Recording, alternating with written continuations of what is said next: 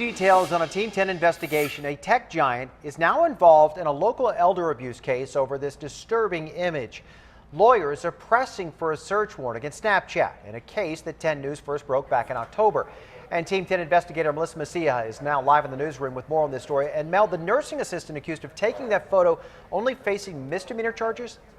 Yes, Steve, you know, a lot of people upset when they first heard this story. That patient that you saw in that image is actually a 90-year-old woman with dementia, and that photo is an image from a Snapchat video. Now prosecutors are fighting to get that video in order to try to turn those charges from misdemeanors to felonies.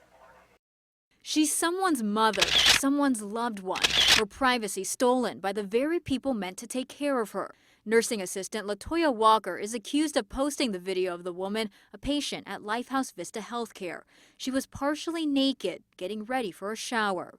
Walker avoided our 10 News cameras during her hearing Tuesday. She wasn't required to be in the courtroom, so her lawyer spoke for her. Enter a plea of not guilty, denying any and all allegations. Walker faces 2 misdemeanor charges, elder abuse and invasion of privacy. But prosecutors want more. The Attorney General's office subpoenaed Snapchat today. They're working on getting a search warrant.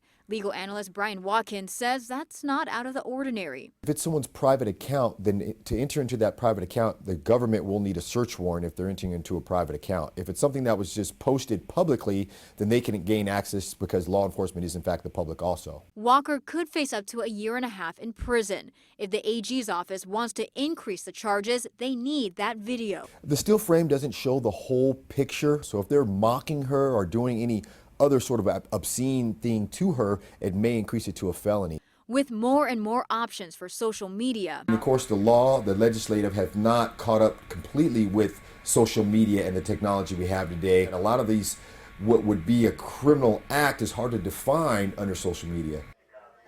And I contacted the California Advocates for Nursing Home Reform. As far as they know, there hasn't been any type of legislation that particularly addresses this type of elder abuse. Now listen to this.